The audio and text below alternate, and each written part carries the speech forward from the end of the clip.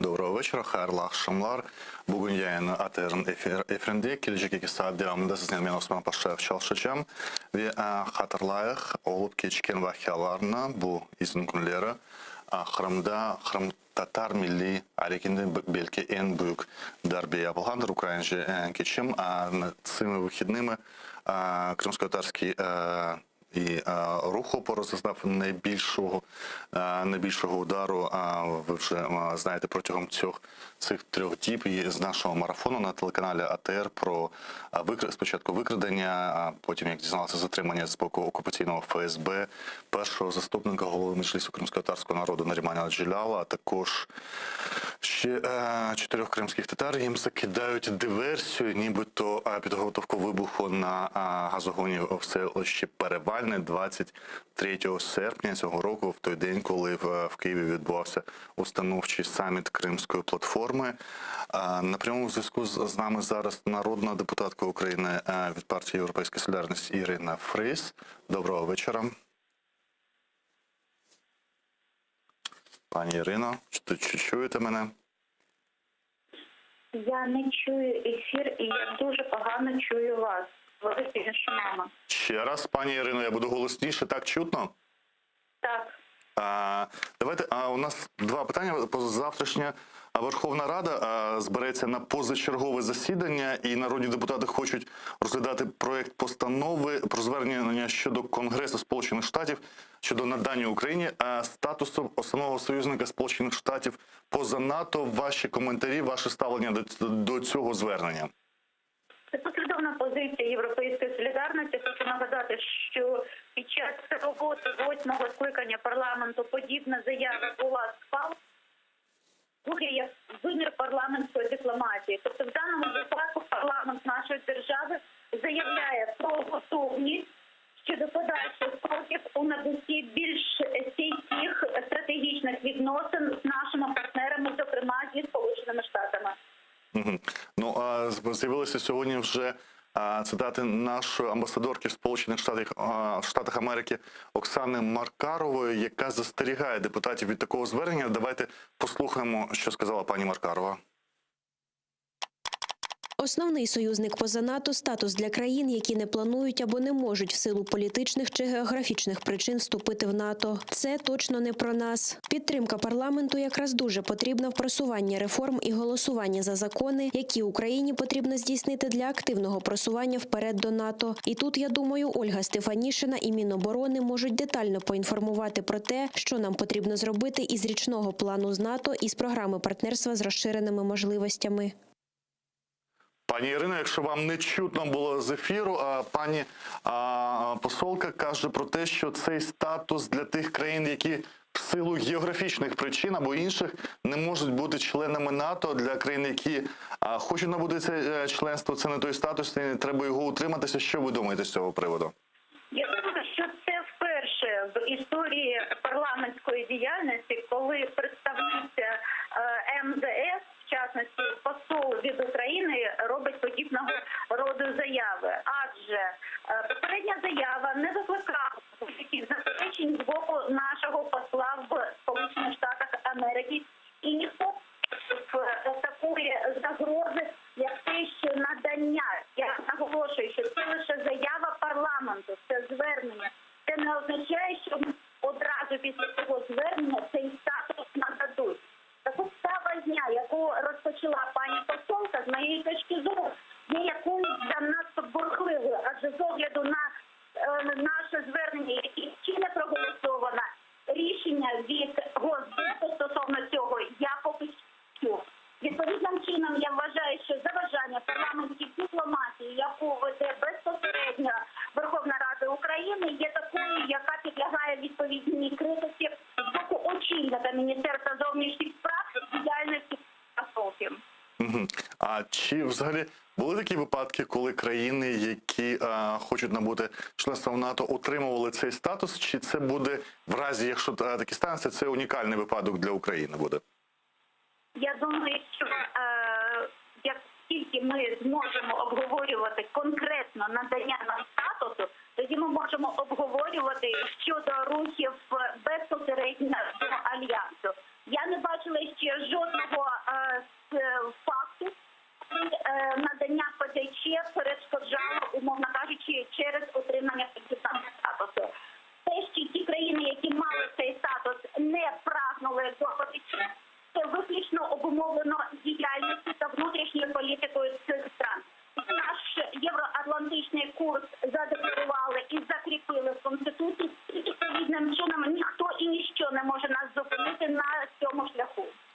Пані Ірино, чи цей статус передбачає якісь чіткі гарантії, чи він інституалізований якось, має свої правила, чи для кожної країни це окремі домовленості? Розкажіть, будь ласка, докладніше, що надає цей статус. Цей статус для кожної країни виробляється за своїм регламентом, за своїми правилами. Тому говорити, в якому форматі буде надано, якщо буде надано, тому що поки що його не надано, і мова про те, що він буде наданий, не йдеться, окрім заяви пані посла. Тому давайте виходити з того, що є парламентська дипломатія і є право Верховної Ради звертатися щодо необхідності посилення нашої міжнародної співпраці з огляду на агресію Російської Федерації. Якщо ж ця ініціатива все ж таки виходить з українського боку, і вже, як ви кажете, було звернення, чи уявляє Україна або ініціатори в Україні, які би ми хотіли, як в Ізраїлі, як в Бразилії, як в Я не Афганістані? почула в даному випадку вашого питання, вибачте. Пані Ірино, ще раз. Ініціатива все ж таки виходить з українського боку в даному випадку, в тому чи уявляють ініціатори, зокрема ви, якого тоді, як в кого має бути цей статус? Як в Ізраїлі, як в Бразилії, чи можливо як в Афганістану? Я думаю, що ми обговорювати може бути цей статус після того, як буде підтверджено готовність про надання цього статусу, а потім вже обговорюються умови. Тому зараз передбачати, яким він буде своїм, унікальним і такий, який може бути виключно для України. Ще не можу не торкнутися теми суто кримської. Цими вихідними окупаційна влада затримала 5 кримських татар, серед них перший заступник голови Меджлісу кримсько-татарського народу Наріман Джелял. Їм закидають диверсію, намагання здійснити вибух на газогоні в селищі Перевальне в Криму. Скажіть, будь ласка, чи має це розголос, ця ситуація серед депутатів, чи є реакція депутатська на ці дії окупантів? Так, у нас обірвався зв'язок з пані Іриною Фрис. Будемо йти далі. І ще знову повертаючись до Криму. І сьогодні, вчора, Київський окупаційний суд міста Сімферополя обрав запобіжний захід до Нарімана Джеляла. Це отримання під вартою строком на 1 місяць. 30 днів, фактично на 2 місяці, до 4 листопада 2021 року. Давайте послухаємо, що сказав сам Наріман під час цього оголошення. Во-первых, очень большая благодарность всем, кто за меня и за ребят переживает. Я думаю, ни у кого нет сомнений, что обвинения абсолютно ложные, связаны с моей журналистской и публичной политической деятельностью. И это еще раз доказывает правоту того, чем я занимался, и не только я. Вот. И всем передаю большой привет. У меня все в порядке, держусь. Справедливость все равно восторжествует. И обязательно друг друга поддерживать. Нарімана Джеляла вивезли в невідомому напрямку зранку в суботу 4 вересня. Спочатку в його будинку відбувся о 6 ранку в обшук, в 7 його вивезли і майже добу до 4 ранку неділі про його місце знаходження ніхто не знав. Лише після цього слідчі ФСБ повідомив, що він і знаходиться в будинку ФСБ. Тільки майже за добу до нього допустили адвокатку Емінію Авамілєву. Що ми знаємо, що зазвичай в той час, коли невідомо про місце знаходження вивезеної людини, до них застосовують тортури. Зокрема, Нарімана тримали з мішком на голові. І тепер окупаційна влада оголошує його посередником у диверсійній справі. До справи долучився відомий російський адвокат по всіх політичних справах кримських татар, справах керівників Меджлісу Микола Полозов. От його коментар щодо запобіжного заходу для Нарімана Джеляла. Российские власти, оккупировав Крым, продолжают последовательную системную практику репрессий в отношении, прежде всего, крымско-татарского народа, в отношении тех представителей крымско-татарского народа, которые активно заявляют о своей политической, общественной позиции, и к числу таких активных граждан, активных общественных деятелей, политических деятелей, безусловно, относится и Нариман Джилялов. Именно его деятельность, его тексты, они, безусловно, вызывают у российской власти безумную желчь, безумную изжогу. И,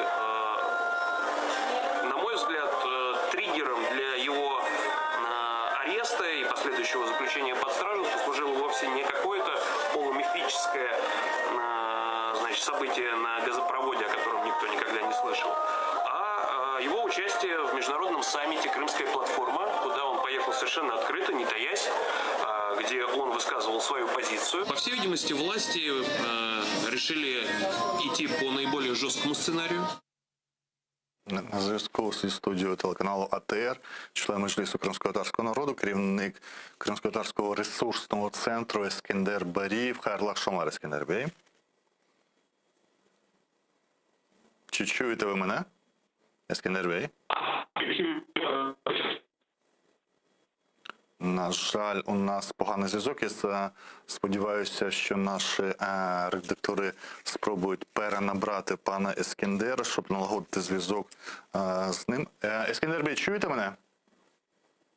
Чую вас. Угу. Я чую. Скажіть, будь ласка, на вашу думку, якщо був цілком офіційний привід затримувати його за діяльність, Нарімана Джиляла за діяльність в екстремістській організації Меджліс з 29 вересня 2016 року рішенням Верховного суду Росії Меджліс – екстремістська організація. Наріман ніколи не приховував, що він є першим заступником голови Меджлісу. Чому російська влада не пішла цим шляхом екстремізму і вирішила вигадувати ці справи з газогонами, на вашу думку?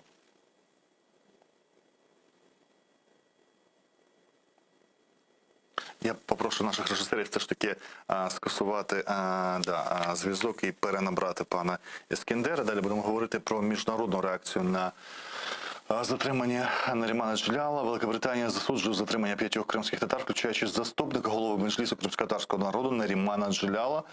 Посольство Великої Британії закликає російську владу негайно звільнити всіх українських політв'язнів.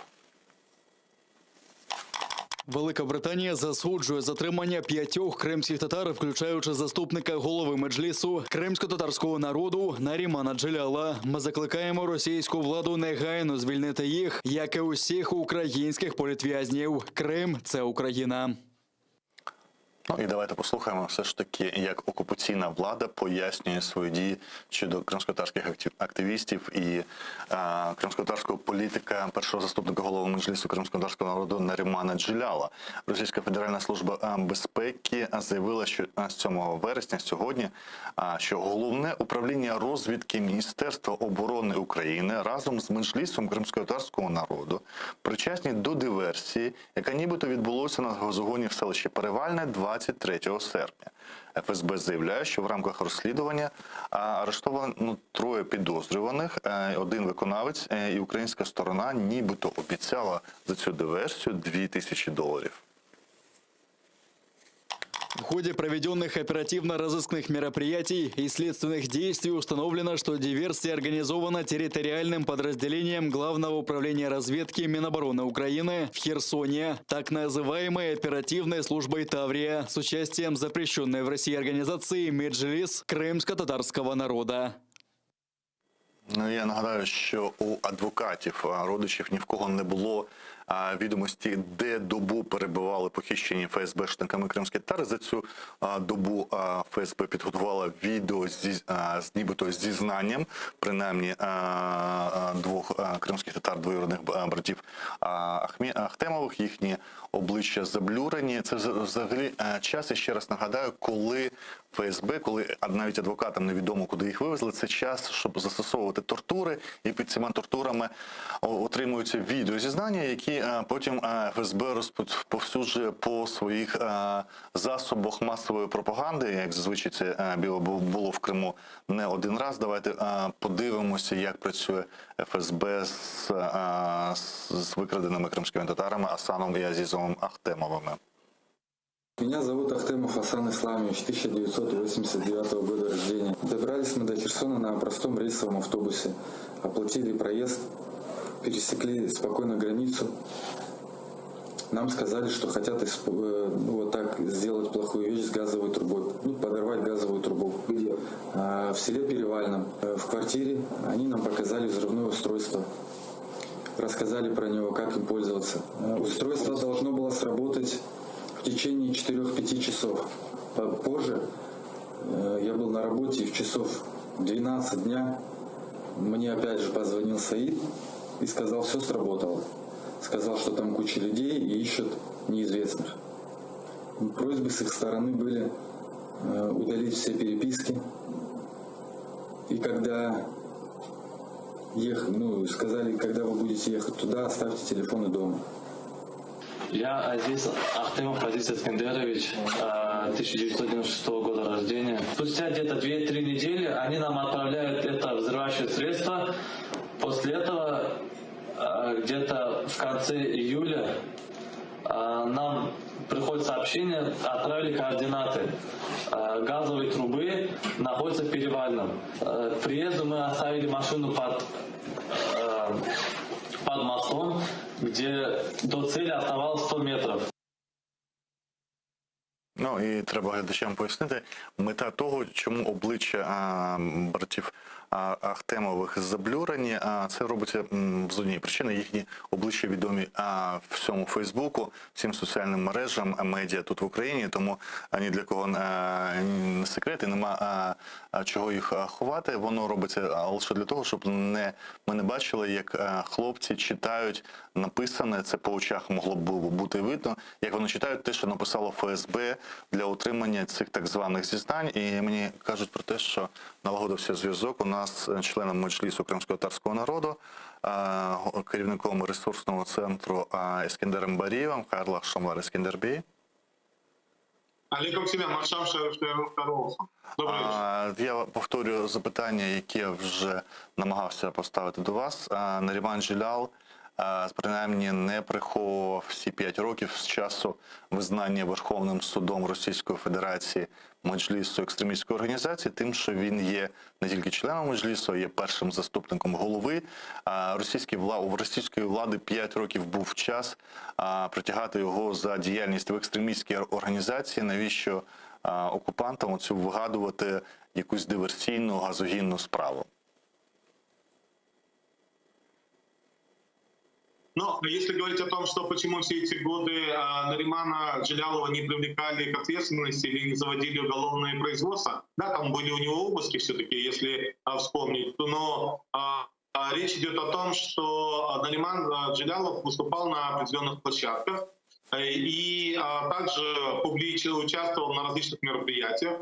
Но в данном случае, когда мы говорим о Крымской платформе, то как раз-таки Крымская платформа — это та площадка союзников, консультативная площадка, направленная целенаправленно на восстановление целостности Украины и направлена на борьбу с оккупацией Крыма, то есть за деоккупацию Крыма.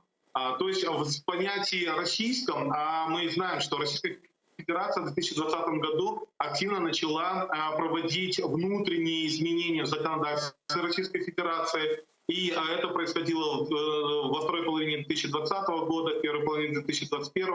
Они усиливали свое законодательство. И на самом деле, даже вот по логике, должны были, во всяком случае, прийти к Нариману Джелялову и обвинить его в 280 статье части 2. Но мы здесь видим, что даже в этом случае оккупанты начали исхищряться, я бы сказал бы так, и они даже не спровоцировали, а сымитировали диверсию. И таким образом для того, чтобы обвинить Наримана Джелялова и наших соотечественников Асана и Азиза в том, что якобы они планировали совершить диверсию, и, соответственно, у них статья 281, часть 1.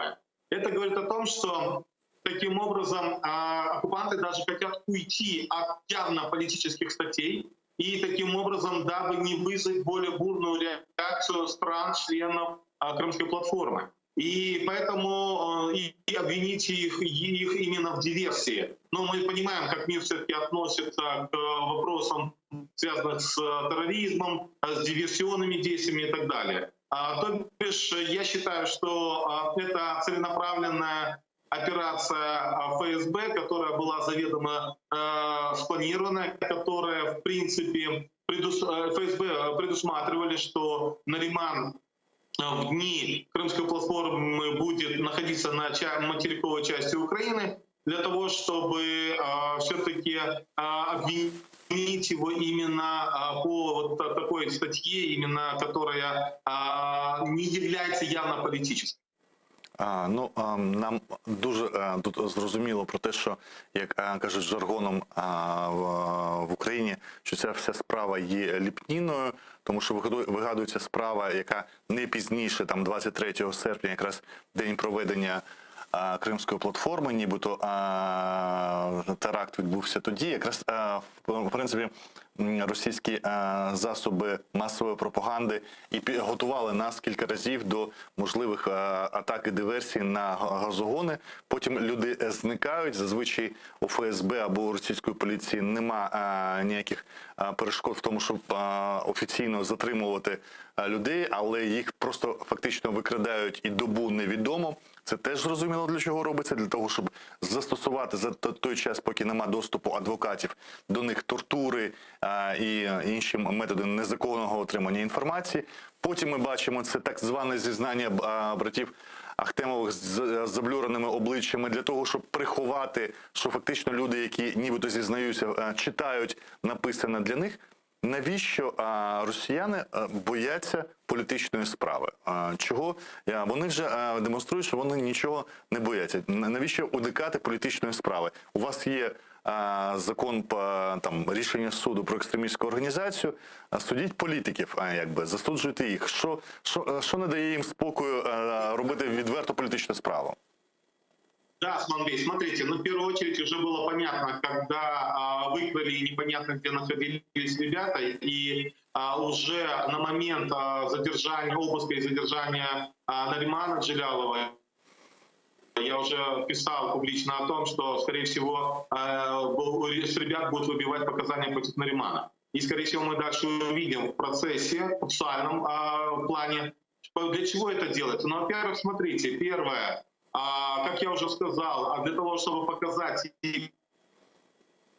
весь мир, он быстрее реагирует на политически мотивированные статьи, а не на терроризм и диверсии. Во-вторых, здесь они убивают сразу несколько зайцев. Первое, для того, чтобы показать, они и дают в своих СМИ, что группирование или группировка Меджлис, экстремист,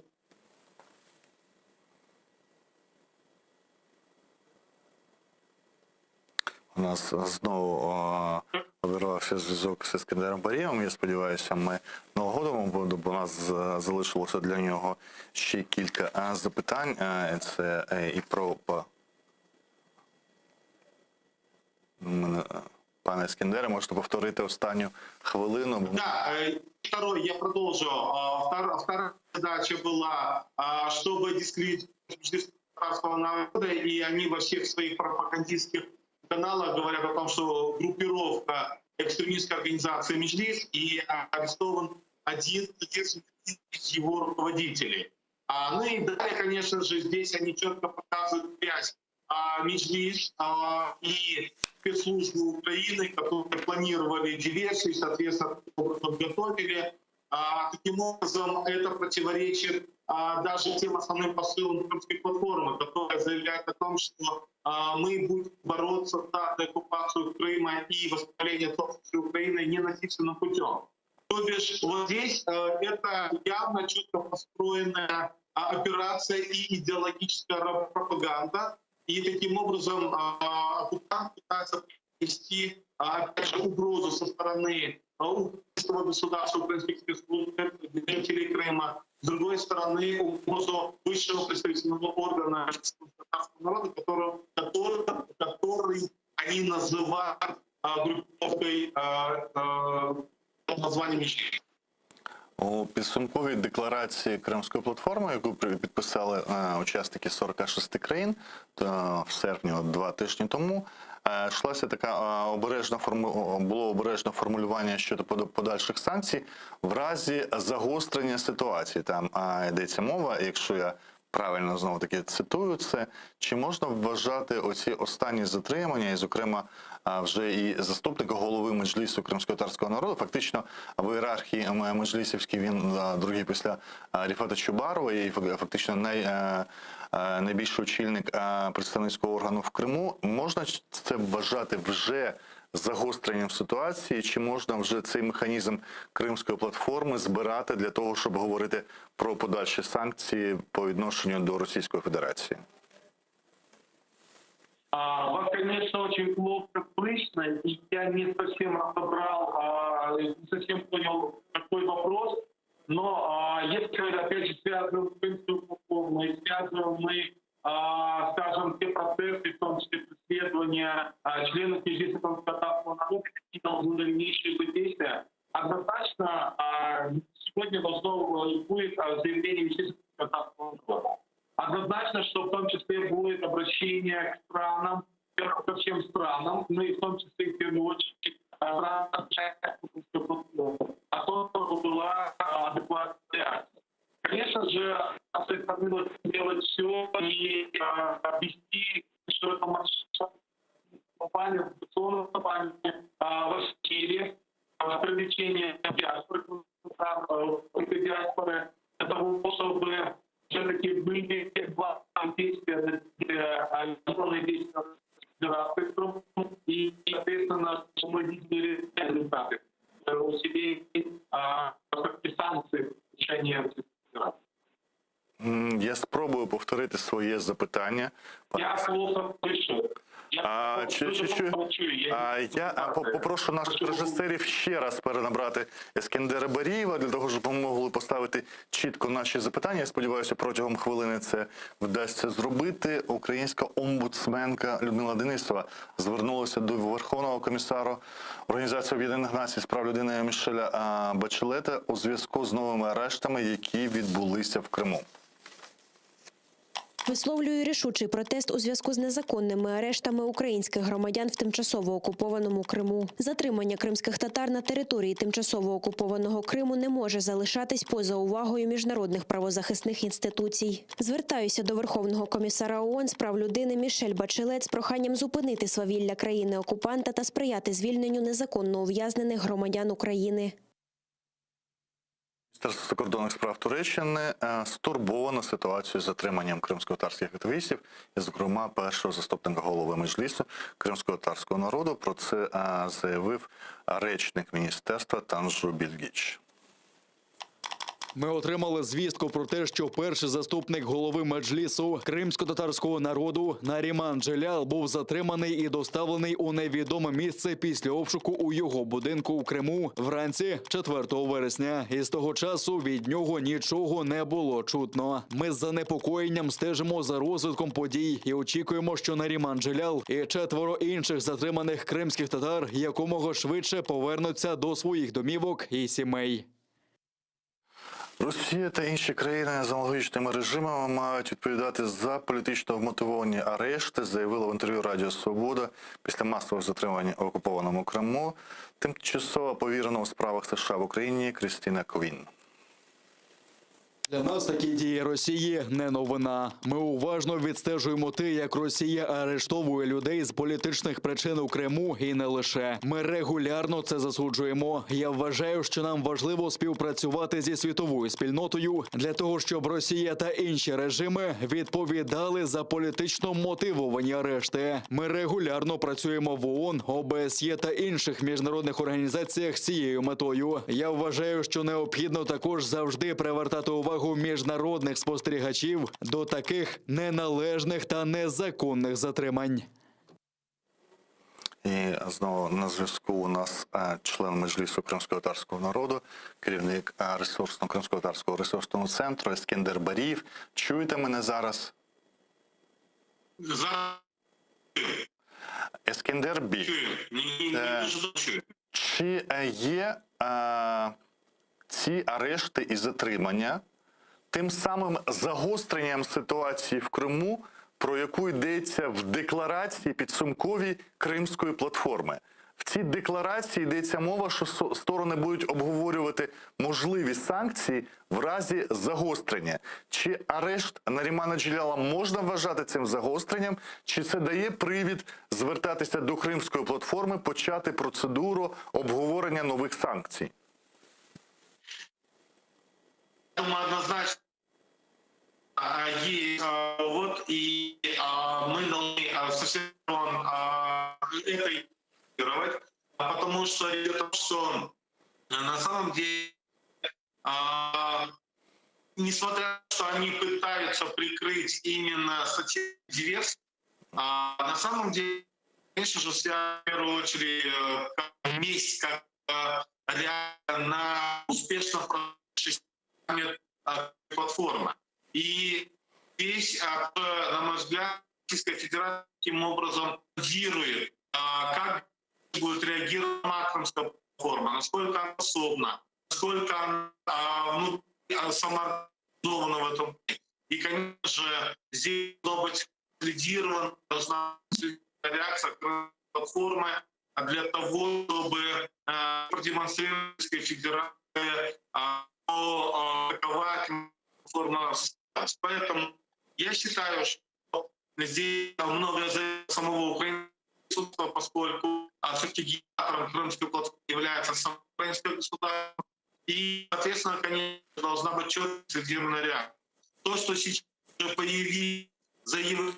Дякую, Ескендер Бій. На жаль, я змушений перервати цю розмову, і я перепрошую наших глядачів за якість зв'язку. Як ви бачили, ми тричі намагалися налагодити скайп-зв'язок з членом Меджлісу кримськотатарського народу Ескендером Барієвим. І як ми бачимо, відповіді на ці запитання нам дуже важко розібрати. Зв'язок так і не налагодився. Далі, про можливі переговори з Путіним. Міністр закордонних справ України Дмитро Кулеба вважає, що Росія має погодитися на зустріч президентів Володимира Зеленського і Володимира Путіна. При цьому він відмітив, що в Кремлі вже торгуються, відмовляючись обговорювати кримську тему. Український міністр визнав це добрим знаком.